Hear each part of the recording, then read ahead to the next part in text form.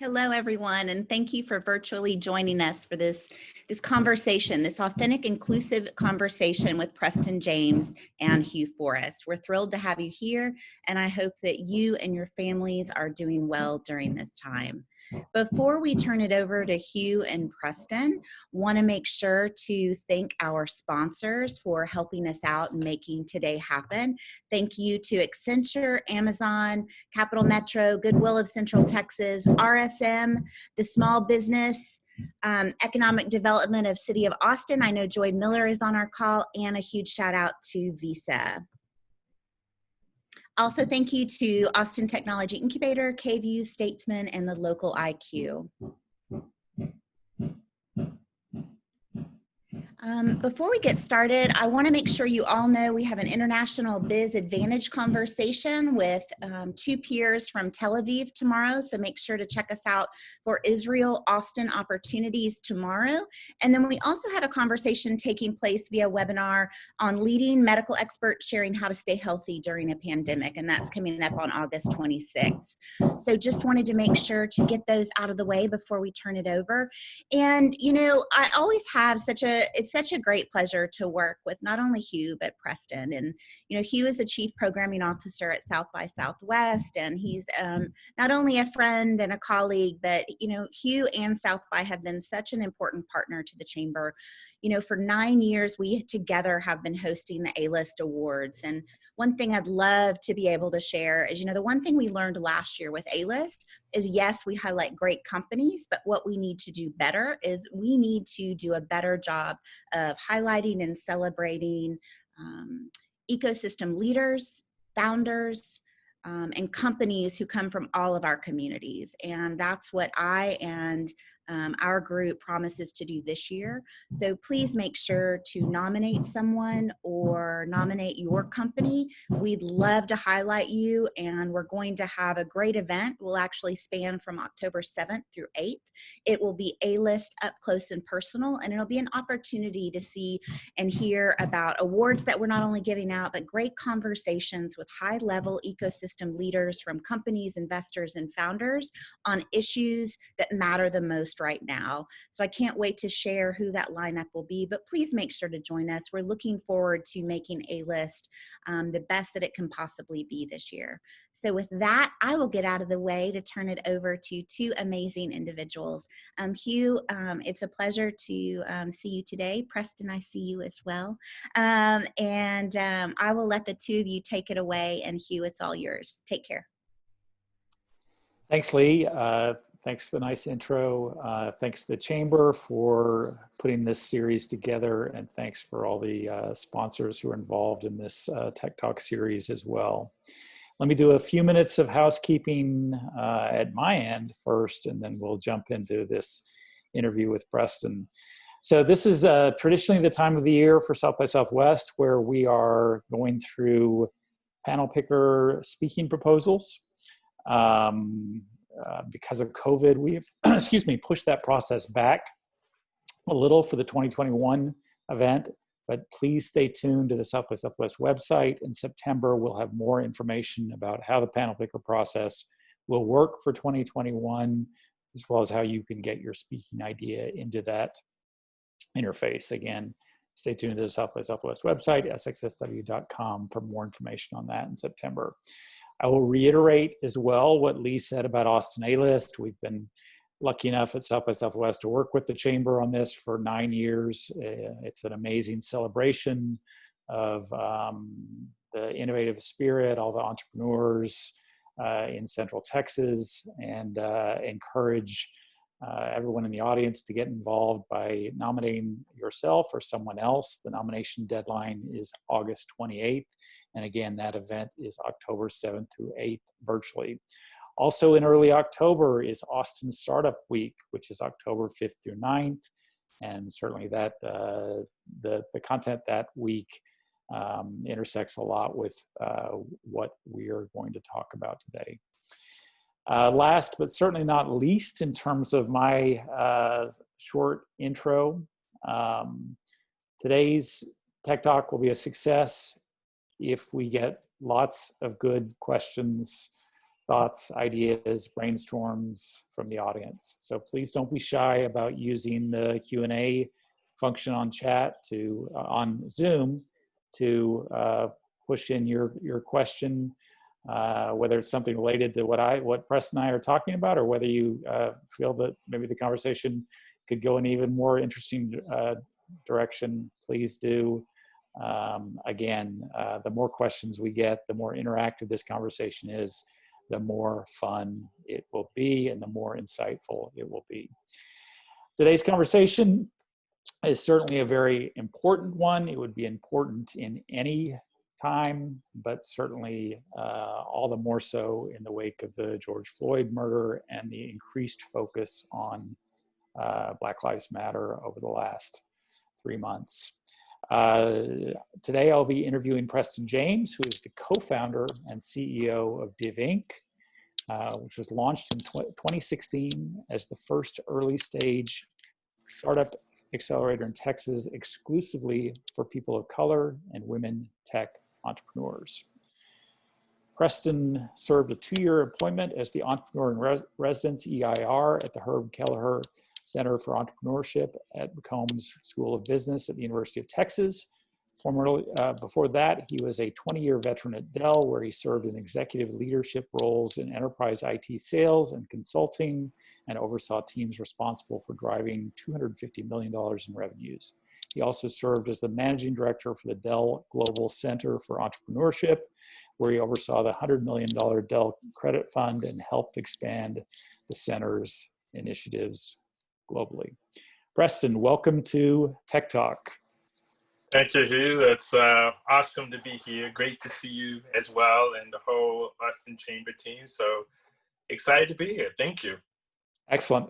So give us a little more, as a starting point, give us a little more information on your particular background. I know you grew up in New York.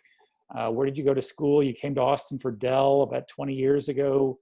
How did that process work? Give us a little more context there, please. Sure. Yeah, so I'm a native New Yorker. I was born in the Bronx, and we like to say the Bronx, DA Bronx, right? And then family moved out to the suburban area of New York in Rockland County. And from there, I actually went to school at Howard University in Washington, D.C. And, interesting part of my background, in the Bronx, that I grew up on a block. My block was probably one of the most diverse blocks. We had pretty much almost everything on that block, right? Dominicans, Puerto Ricans, Blacks, whites, Jewish, Catholic, Muslim, all on that same block. Moving to the suburbs of New York, we were like the only family in this suburban neighborhood. So very different, dynamic in my young life. But my school was very, very diverse, the high school that I had gone to. So I got a little bit of a balance between my home neighborhood, which was predominantly white, being an only Black family there, and then also my school, which was very, very diverse across the board. From there, I went to Howard University in Washington, D.C., which is a historically Black college and university, one of the premier HBCUs in the country, majored in mechanical engineering. And from there, I actually, about 4 or 5 years after I graduated, I ended up getting a job at Dell. And we'll probably capture some of that during the conversation, how I got to Dell. And then from DC, I moved to Atlanta. And I was in Atlanta, during the Olympics. So I actually did attend the Olympics and had a wonderful experience at that time of being, I don't know if any of you paid attention to the Olympics, but I had that opportunity of being Michael Johnson's, the Olympic gold Nice. medal. I had the privilege of being his double because people thought I looked like Michael Johnson. So I signed a number of autographs in Atlanta as Michael Johnson because people thought I was him. I was built a little bit better back then. And then from 96, I think actually came down to Austin to try something different because I had been in, field sales for a while and wanted to explore other opportunities. So I came to Austin to explore the headquarters experience. And that was in October of 97. And some 23 years later, I am still here in the lovely Austin, Texas. Excellent. So, we're very lucky to have you. So you spent a little more than 20 years at the Dell Austin headquarters. What inspired you to leave Dell to jump into the wild world of startups? And did that experience working with entrepreneurs at Dell, was that good experience, foundational experience, or not for what you're doing at now at Div Inc? Yeah.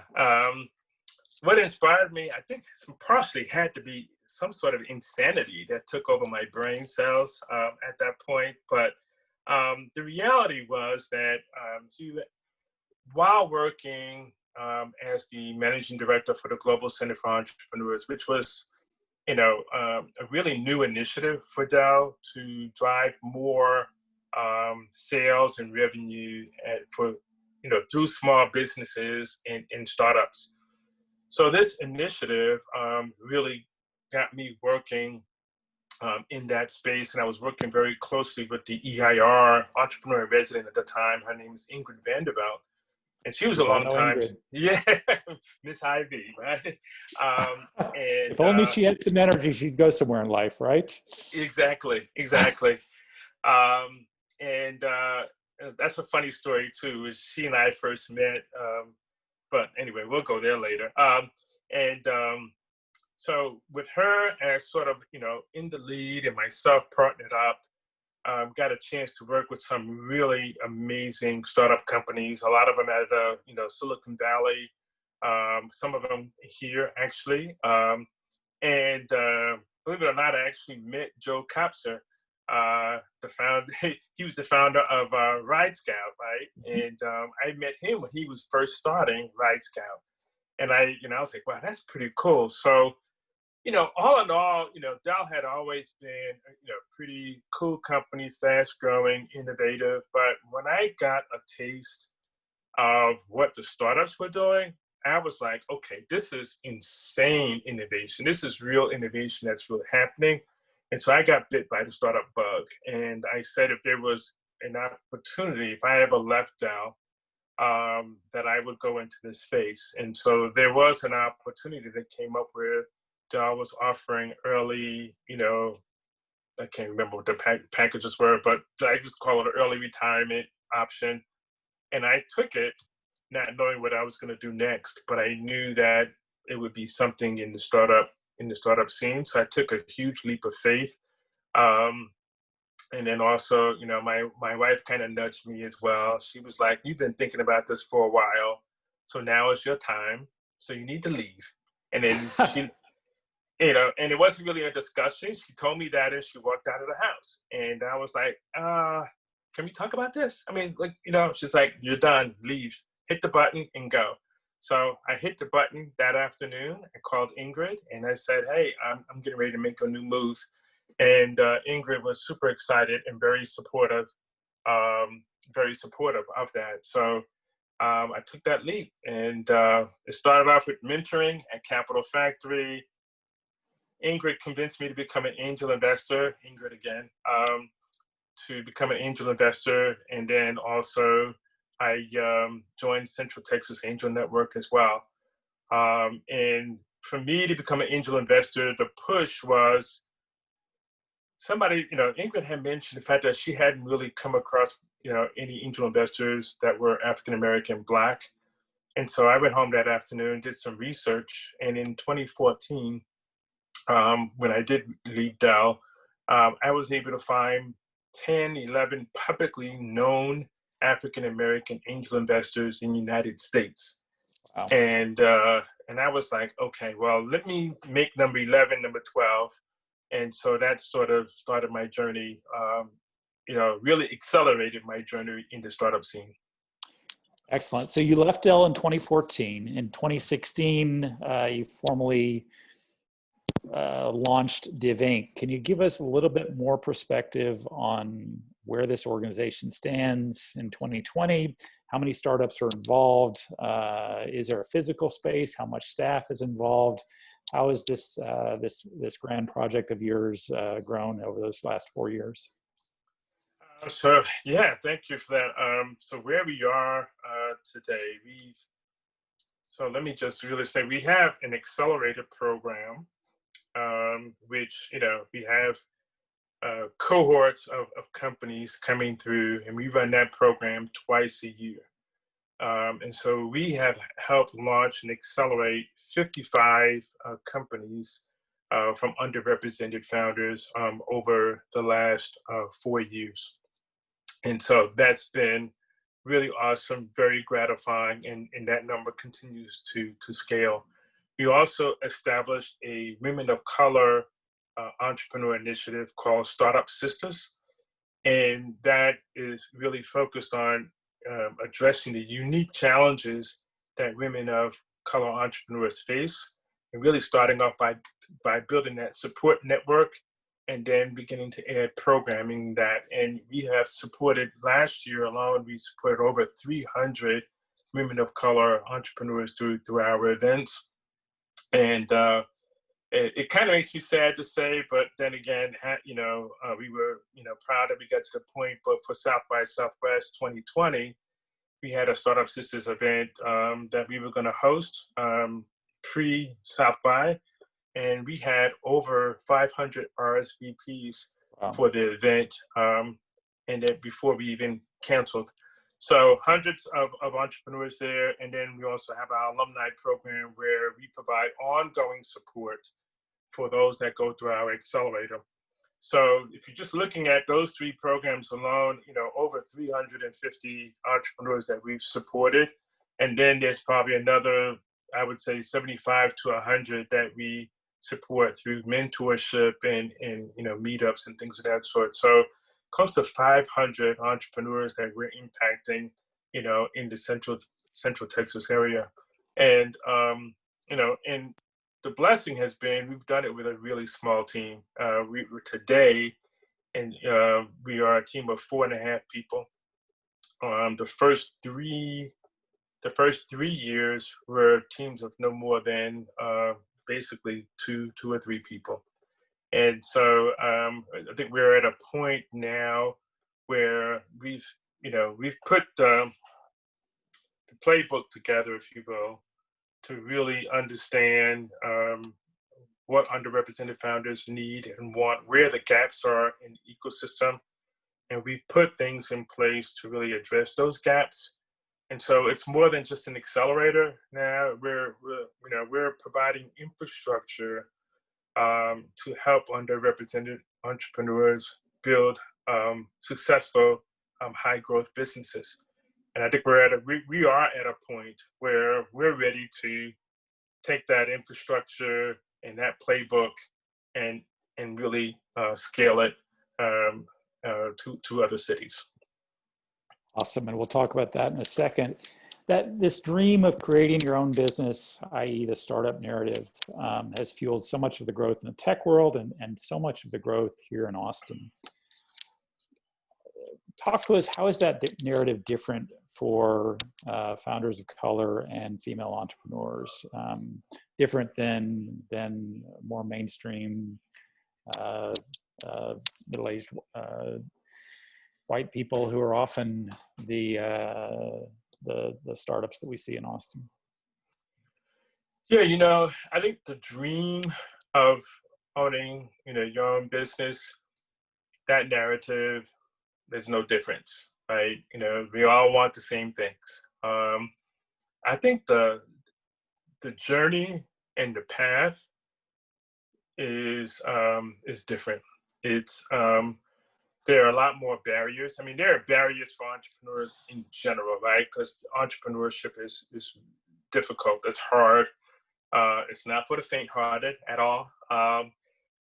But that journey is made more difficult for people of color and women. And those barriers are, buried in bias. They're buried, in some aspects in bias and racism in policies. And then, in getting, access, and because of those biases, because of those, maybe, in some communities, there might be some racism associated, or some just ways of thinking. The access to resources becomes very limited to those entrepreneurs, underrepresented entrepreneurs.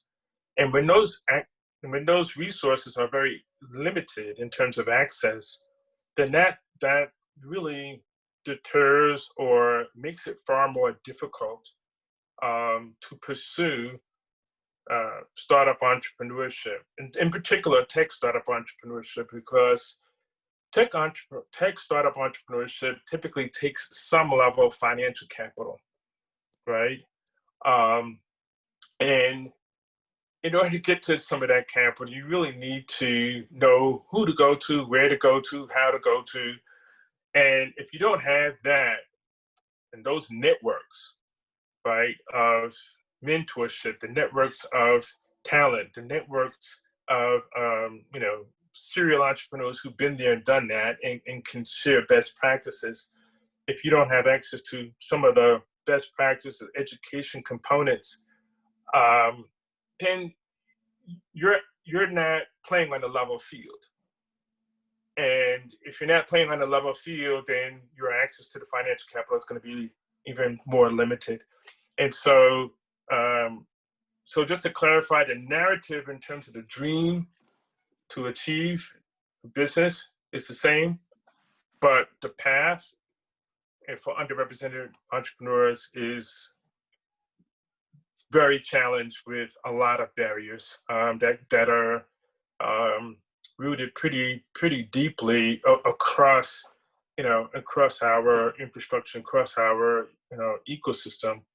And I think now is a great time where we can all start shining the spotlight on these barriers and begin to remove them, which is what DivInc essentially was born out of. Is how do we remove these barriers and create more equitable opportunities for underrepresented founders, and create more authentically inclusive ecosystems, which are going to be good for our communities, our cities, our states, and our country.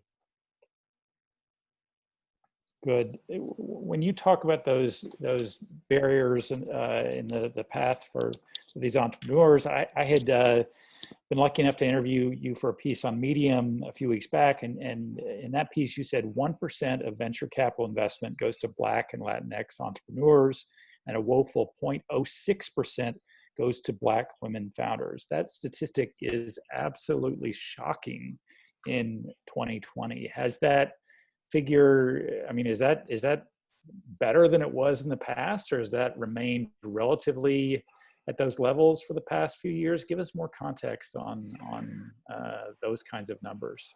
Yeah, so when we started in 2014 here, that 1% number for Blacks and Latinx was 1%.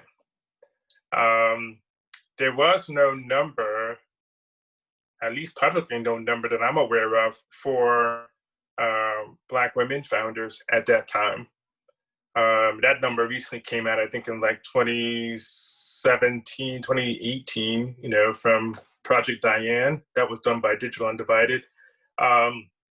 And then the women, the number, women in general, that number has trickled up somewhat. And that number is a little bit tricky because there's a 3% number that says 3% of investment has gone to women. I think that's a single women founder. But I think the number, the percentage for companies where women are co-founders, or more than one woman, I think that number has been trickling up. I think it maybe had gotten stagnant over the last year, but there was some positive movement. which, in my eyes was an inspiration to know that that number can move, right? So if it can move, if you put more resources and provide greater access to the resources, you get more women who are investors and founders and leaders in the ecosystem, you can move that needle. So I think, that's where we are today, is that the number hasn't changed very much. My hope is, over the last year or so, we've begun to see some successes with Black and Brown founders being more successful. More founders are coming out, more funds are being established. So I really expect that number to move, start moving upward. The other number too, Hugh, that we need to note is that the investment decisions, on the investment decision side, the percentage of Black VCs in the United States that's less than 3%. I think that number is close to 1% as well. Wow.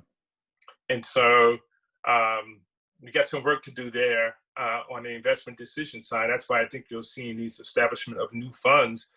And so some really, there's tremendous opportunity in front of us. And to your point, those numbers are shocking, and I can go on and on about other shocking numbers that really it's not good for our country, socially or economically. It's a mistake. It's wrong. It's missed opportunity that we all should be changing so that we can, create greater opportunities for everyone. So when you're, in terms of the real world aspect of those numbers, when you're talking to the startups, the founders, the entrepreneurs within Div Inc, where do you encourage them to try to get funding, given that that is such a big piece of a successful startup? Yeah, I mean, first and foremost, the focus for us, and I think as it should be, it's let's focus on building a great business, right?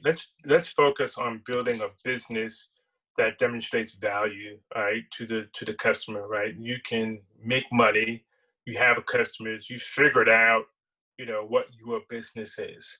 And, whether you're early stage of ideation or, you're ready to generate revenue, the concept of defining a good business that's been validated and, will have customers and can scale and grow. We focus on that. And if we're able to do that, then we can get, more than likely we can get a seat at the table, right, to have a conversation about financial capital. And then when we can help them get that seat at the table, we want to help prepare them for that conversation, right? Help them prepare in terms of how do we engage with investors? What are they looking for? All those kind of things in the conversation, because sometimes that can be a whole different language, right? And so we help prepare them for that. And what we've seen, Hugh, is that, there's a pretty significant gap here in Austin for some of the early stage that a lot of these founders typically will need pre-seed or friends and family round of money. And I had one of my early engagements at Div Inc. I had a founder come back after talking with an angel investor and said, "They just don't get it. They just don't get it." And I said, "What happened? What's going on?" I was talking to angel investor and he liked my idea and he was like, "You're not ready for angel, so just go raise a friends and family round and then, come back to us when you have." And she walked away and said, "He doesn't get it." He said, "I am the friends and family round in my family. I'm the one. I don't have anybody else in my family who has the money that I do. So how can I even go to them and ask for money?" And so I think the friends and family round was a total miss by the industry, and I think that's the gap that we need to fill to help a lot of the underrepresented founders. So give us a little more context and detail on that. Austin is generally recognized as one of the top cities in the U.S. and indeed the world for startups. But how does the city rate for women founders and founders of color? Is that a different landscape that your people are facing, that DivInc, the DivInc community is facing? Yeah, I think Austin, I think, offers a great opportunity for underrepresented founders, because the ecosystem is small, it's centralized, it's friendly, so people want to help. People absolutely want to help. I think the challenge for Austin, where Austin can really do better, is to invest in more underrepresented founders, in particular Black founders, Latinx founders, women founders as well. But in particular, Austin could do a lot better. And I think, that's the downside right now against Austin, is that we're not doing well in terms of funding, Black and brown. A lot of the founders that I've talked to, whether they go through DivInc or outside of DivInc, have said, hey, I've had to go get my funding outside of Austin, or at least I had to go get my first check outside of Austin, and then I can come back, and then people might get on. But a lot of them, vast majority that I talk to, are having to get their funding outside of Austin. And when you say that's outside, unfortunate. Is that Silicon Valley, or is that somewhere else? Anywhere, basically anywhere else. It's New York, it's Boston, Chicago, the Valley, Atlanta. So they're going to other cities to get their money. And I guess we got to do what you got to do for the hustle, but it would be awesome if Austin can figure that out and start funding a lot more founders of color here. Good. That's a good mandate going forward. And on that end, they're clearly allies and non-allies. What do you say for those who are trying to figure out where they stand or what they can do? What advice do you have for them to help a group like DivInc continue its mission? Yeah, for us, one thing I did not mention, maybe hasn't been mentioned, that DivInc is a nonprofit startup accelerator, and as such, all of our revenues are coming basically from corporations and foundations and individual donors. So we're always looking for fiscal sponsorship from companies. We want to be partners in this, because we feel like this is a community thing, right? This is something that will benefit the community as a whole. And so, today, we're working with JP Morgan, we're working with Austin Chamber, we're working with Indeed.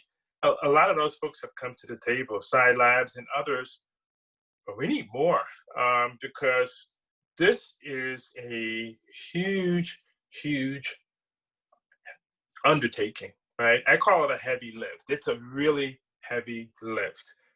DivInc can't do it by itself. I know there are a lot of organizations that are trying to figure out, how can I help? What can I do? Partnering with organizations like DivInc, not just from the fiscal standpoint, but also giving of the time, right? You can mentor, you can provide workshops, you can invest in companies that are coming out of DivInc. You can invest in other Black and brown companies as well. So that's something I would really say. And for large corporations, Hugh, what I find is that, some of the large corporations, they want to put their money behind national programs, right? And here we are, I think, we've done really well here in Austin. I think we've put things together that can be replicated in other cities. We need support from our corporations here in our own backyard to help us become national, right? And so and I get it, have a national program, have a local program, right? Do both, right? Help the local community and also help build something that can go national. And so I get excited about that. I get excited about the time that we're in right now, even though this is unprecedented time. I think so many eyes and ears are open to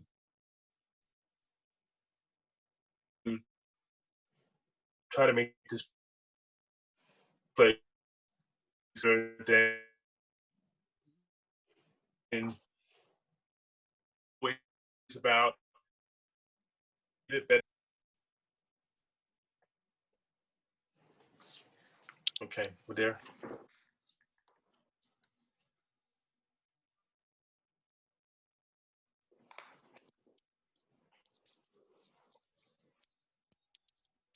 I'm good. Can you guys hear me? Yeah, we can hear you. I lost you for a second there. A great question that came in, Preston, from Sandy Dochin. How can potentially small investors Okay. and donors, not gazillionaires, help Div Inc and others, or small investors not worth the time? Do you hear that, Preston?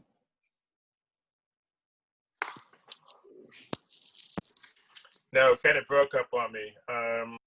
What was it? Something about small investors? Yeah, how can potentially small investors, not gazillionaires, help Div Inc and others, or are small investors not worth the time for the kind of help that you need? Oh, I mean, the small investors are probably one of the targets for their ways to come in. And I will just kind of share, we're doing, starting a program, if you will, that will allow small investors to come in and be part of a pool that can invest in DivInc founders.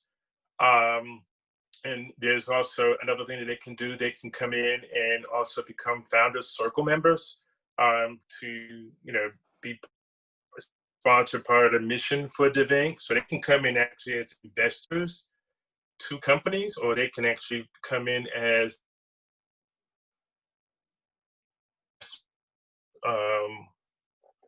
investors or partners to DivInc. So small.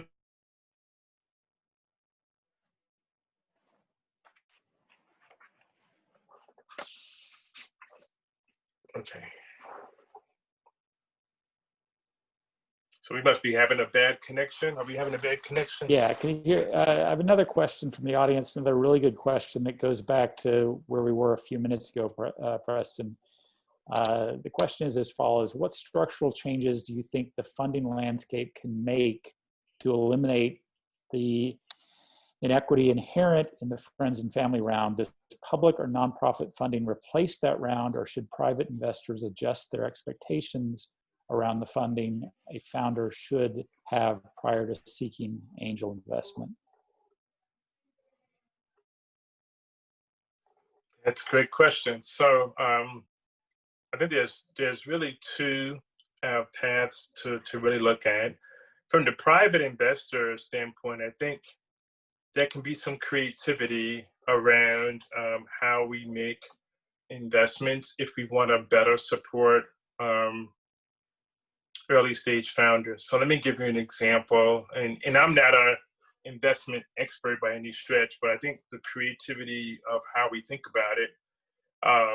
Let's say, for example, there's someone at early stage, and maybe you might want to invest 350,000 potentially into a company, but the way you want to do it is maybe in smaller checks early on. So start maybe with a 10K check, and then another. Are we having a bad connection? No, we can hear you. Good. Okay, a 10K check, and then maybe another 10K check, and then maybe that jumps up to 50, and so forth. So that particular investor is sort of growing with the company, and they know sort of the ins and outs of that company. So if that company continues to hit, milestones and continue to grow, then really, you've helped that founder get to, a 350K raise, if you will. But and those expectations in terms of, what are we looking for? Are we looking for this company to be an IPO, or are we looking for, a unicorn in this case?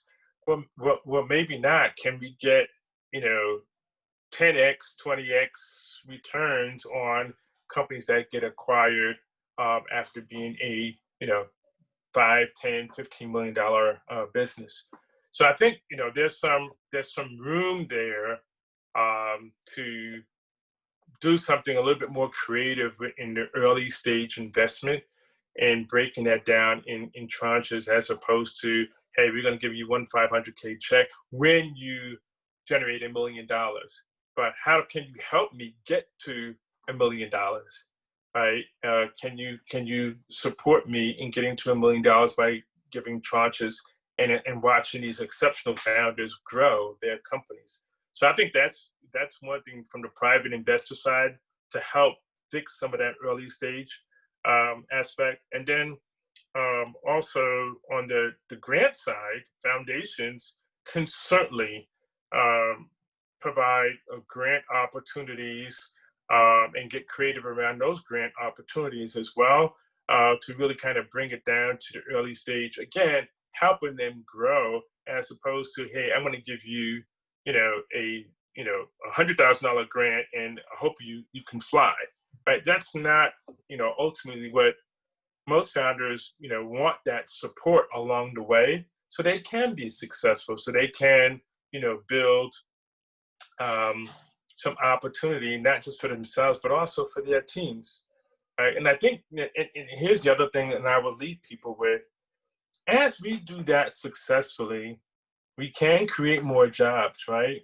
We can generate more income, and we can create more wealth opportunities for, these underrepresented founders, plus the folks that they hire. So really, it's just sort of, creating a greater pool of opportunity amongst entrepreneurs who, quite honestly, are very capable but lack the resources. So I think those are two great opportunities where we can change the game. Great. Another question from the audience. I know that DivInc is growing its presence in Houston. What challenges, if any, are unique to Houston versus what we see here in Austin? And are there other cities that you're looking at to expand into in the future? Yes. So, yes, we are looking to expand to Houston. Houston, I believe, is, a lot of people describe Houston as sort of old school, right? Because of the oil and gas industry. And so Houston represents sort of the old school in terms of technology and opportunity. But I really, and so it's making a transition to broaden its industries, the industry sector, through innovation and startups. Great market with, you have space technology, sports technology, you have one of the top medical communities in the country. You have oil, you have gas, biotech. So there's a lot of potential, a lot of opportunity.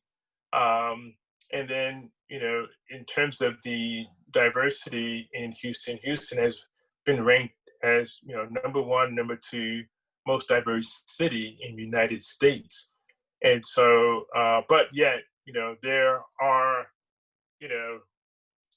gaps in segregation there, right? So how do you bring this tremendous community together? And I think it's moving in the right direction. Certainly, a lot of leadership has taken a stand to really create infrastructure there to allow Houston to be really successful. So I think Houston has the opportunity to really move Texas up even further up the notch in the startup world. So we're excited about the opportunity to become part of the fabric there as well. What's your timeline on expanding to Houston? Yeah, so we are engaging now as we're working to raise funds there in Houston, and foundations there. So our guess is the first quarter of next year, we hope to be fully ramped up and starting our programming there. Great.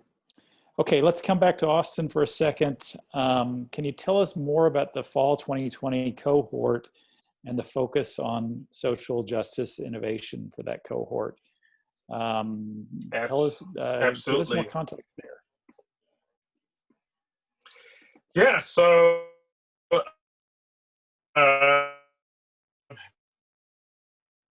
cohorts focused on tech startups. With everything that has transpired with COVID-19 and also with the aftermath of George Floyd's death, everyone has seen, what has transpired across the United States, and painful time, in particular for me as an African American male and so what the process was, how can we affect change in this climate, especially as it pertains to social justice? How can we affect change in healthcare? How can we affect change in education? So me being, a big fan of leveraging technology and innovation to solve business problems and solve social problems, I thought it would be a great position for DivInc to bring innovation in social justice activism together to create or leverage solutions that can affect change in behavior that we see, affect change in the policies that we have.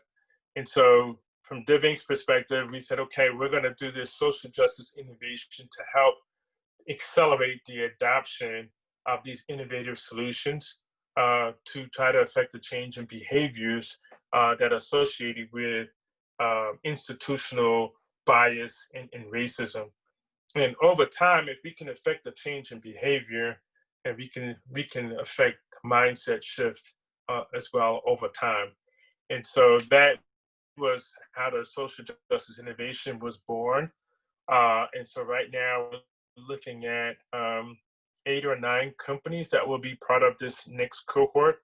And then also just wanted to go ahead and share something new that we're doing. We have a virtual pre-accelerator that we're going to do a pilot on alongside of this accelerated program. So that's going to be another 8 companies. So essentially there will be 16 companies and organizations that will be associated with the social justice innovation program. And our hope is, not our hope, but our intention is to build an ecosystem of social justice innovation support for the Austin community to help, get these innovative solutions to affect change in healthcare, criminal justice reform, housing, and in voting and education. And so in big picture terms, can you give us a little bit better idea of again, some of the kinds of startups that have been accepted into the social justice innovation cohort? Yes, I can. So we have one that is focused on I would call it the de-escalation of behavior between cops and citizens, right? And so there is a platform, an application, if you will, that will attempt to de-escalate the engagement between cops and the citizens. We also have another platform that's looking at the housing market and how do we create remove barriers that are in the housing industry. There are just so many layers that I wasn't even aware of. If they could strip a lot of those layers away, then people will become more informed and more in a better position to pursue their housing purchases, to become homeowners, right? And then we have, another platform that is basically changing the way how we support people who are in transition between trying to find their jobs and trying to find a place where they can get stable, so they can be productive citizens, and avoid moving into places maybe of crime or things of that nature. And so we have companies like that that are coming to the table really to try to impact, really addressing those barriers that I talked about before in those various areas. Healthcare is another opportunity as well, where how can we extend the reach of large entities like the St. David's Hospital or something like that, where the healthcare services may fall short into the vulnerable communities, but how do we extend those services into those vulnerable communities to provide healthcare services more effectively, and thus avoid some of the situations that we've seen with COVID-19, if you will. So more of those companies are coming. That sounds fantastic, and congrats on that work. I look forward to learning more about these startups as they progress and mature. We've got a few minutes left, so maybe you can end with giving us your vision of where DivInc is in, say, 5 years, and what some positive outcomes or more positive outcomes look like in the kind of midterm future for you. Yes. So, what I envision is that, as I mentioned earlier, we'll take the infrastructure that we've created for early stage founders from the, ideation stage all the way to, let's say, seed stage and Series A, right? And take that support infrastructure and we scale it to other cities. And DivInc will become a national, entity. How many cities that is, I don't know. A lot will depend on how we can scale that infrastructure and the funding that we get. But more so than that, I think DivInc becomes a partner for cities that are trying to build strong, try to have strong economic development, especially amongst Black and Brown, and especially as it pertains to entrepreneurship. That this infrastructure and platform that DivInc has created is a launch pad for many cities, and enhances the ability for our cities to not just have entrepreneurs, but entrepreneurs that are contributing to closing the racial wealth gap, that they are providing jobs and income and revenue to the cities. And with this platform, this is basically the springboard, if you will. This is the springboard to really accelerate our economy through Black and Brown entrepreneurs. Because right now, if I just throw a statistic at you, there are reports that say that we are losing out on approximately $1 trillion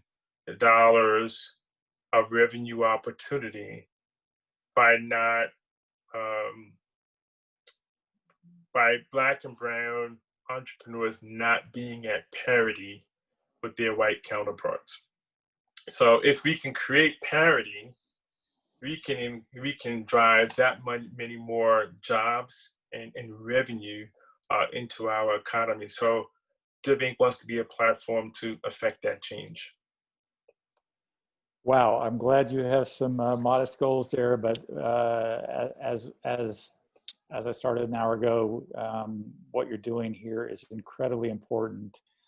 We've talked for an hour and barely begun to scratch the surface of DivInc's mission and some of its success stories. Let me just close on asking you, if people watching the webinar want to learn more about DivInc, want to potentially invest in what you're doing, donate money, how's the best way for them to get in touch with you or your team?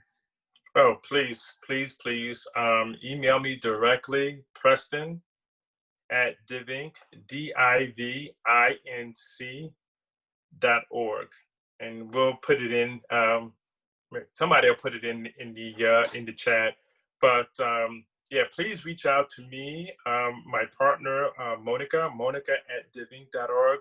Please email either one of us, and we'll be happy to take your call and let's figure out how we can partner together to make a difference. Excellent. Preston, thanks so much for joining me today. Again, keep fighting the really great fight here. What you're doing is amazing, and more power to you. And I hope we get some lots of emails to you and lots of people wanting to be involved by watching today's webinar. Thank you so much. Have a great rest of your Monday. And don't forget Austin A List, and don't forget DivInc, okay? Yeah. Thank you, Hugh. Thank you so much. Thank you, Austin Chamber. Love you guys. Really, really miss you, actually. Haven't seen you so long. So thank you again. Thank you. All right. Take Bye-bye. care.